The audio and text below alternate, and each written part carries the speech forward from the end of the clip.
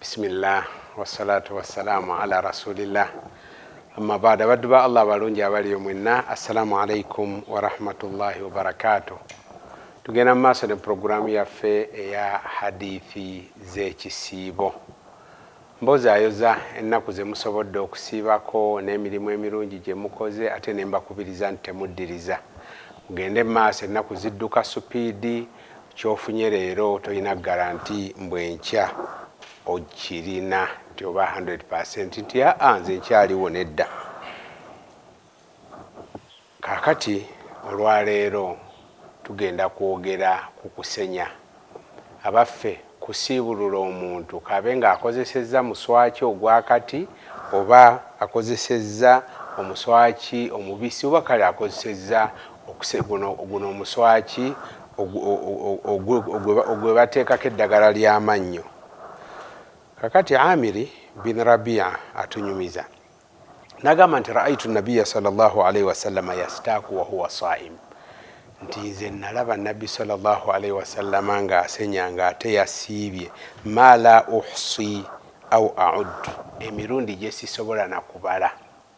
Yasiibye asenya mirundi ne sahaba eyamulaba tagimanya. Abu Huraira kwe kutugamba ng'era ajja ku nabbi sallallahu alaihi wasallam nti nabbi yagamba nti laula an ashukka ala ummati, nti singa saatya kukalubiriza abantu ba kibiina kyange la amartuhum bisiwaaki inda kulli sala, munjogere endaliza hadithi inda kulli wudhu, nti nandibadde abantu mbalagira okusenya buli we bagenda okusaala oba buli we bagenda okufuna wuzu.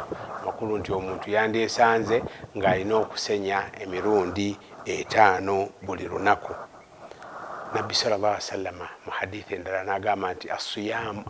n'agamba nti asiwaaku matharatun lilfami marudhatun lirabb.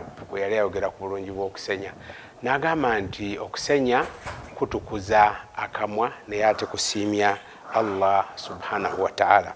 Kati saagala weekwase hadithi eri endala ogambe nti nno nabbi sallallahu alaihi wasallam yagamba mu hadithi gye yatutuusaako nga hadithi al-Qudusi, bigambo bya Allah nti la khalufu fami saimi atyabu inda Allah min rihil misk, nti akawoowo akava mu kamwa k'omusiibi kawunya bulungi ewa Allah okusinga akawo ka misiki gogaana okusenya.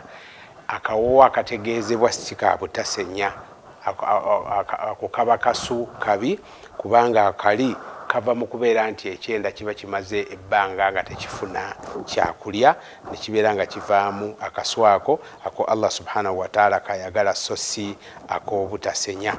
Naye hadithi ezo zonna zetwogedde tezayawula musiibi n'atali musiibi, ekitegeeza okusenya tekulina buzibu kubenga wasiibye. Ata n'agamba nti ne Qatada nti yabtali'u riqahu, tewali buzibu. Abantu abamu beekaluubiriza n'akuŋŋaanya amalusu n'anoonya wagawanda mbu yasiibye ate okumira amalusu. Okumira amalusu tekirina buzibu bwonna ku muntu omusiibi. Ekigaanibwa kyekikolondolwa.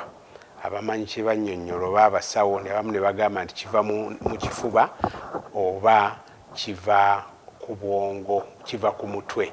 Kakati ekyo kyo bwe kiba kizze omuntu aba asaanadde ebbali mpolampola akiwande, takkirizibwa kukimira. Naye amalusu tegalina buzibu bwonna era temwekalubiriza ng'ate Allah subhanahu wa ta'ala yayagala kubanguyiza. Hadha wa sallallahu ala sayyidina Muhammad wa ala alihi wa sahbihi wa sallim walhamdulillahi rabbil alamin.